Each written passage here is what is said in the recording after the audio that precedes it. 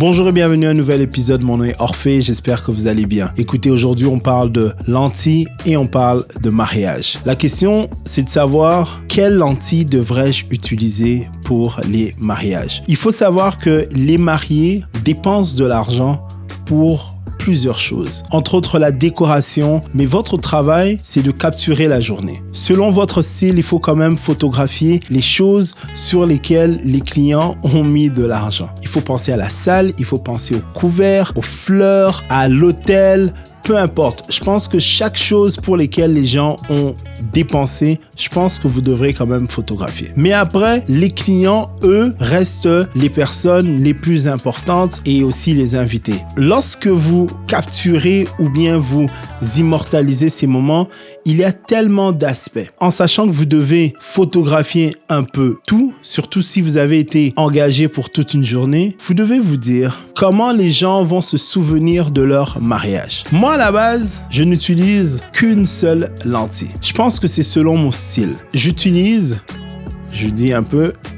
vous montre ce que j'utilise. La 35 mm. Celle-ci,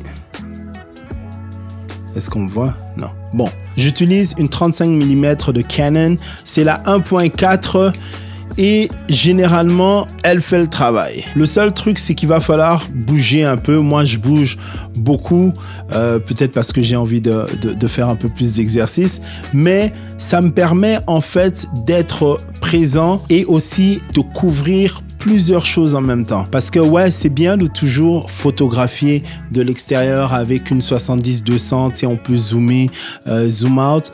Mais je pense que ça me permet de photographier un peu à différentes distances. Et pour moi, la 35 mm, elle couvre quand même assez grand. Pas très large, mais assez pour mettre le sujet dans son contexte. On aimerait voir le contexte dans lequel les choses ont été prises. Lorsqu'on photographie une personne ici, on veut voir qu'elle se trouve peut-être dans un champ, ou bien on veut voir les environs, on veut voir l'environnement dans lequel les personnes se trouvent. J'ai déjà utilisé la 28-70 pour un mariage, la 2.0 lentille RF, et je trouvais que c'était quand même bien. Par contre, moi, je shoot à 1.4 la majeure partie du temps, à moins que ce soit les groupes. Mais c'est aller encore, c'est mon style. Du moins, avec la 35 mm, je suis capable d'aller chercher quelque chose d'assez large, mais aussi de ne pas avoir des coins distorsionnés. Donc là, à peu près, ça devient une question très personnelle, mais moi, dans mon cas, je préfère un peu la 35 mm parce qu'elle me permet de shooter non seulement à 1.4, mais aussi de me faire de l'exercice, quoi. Donc, c'est un peu ça.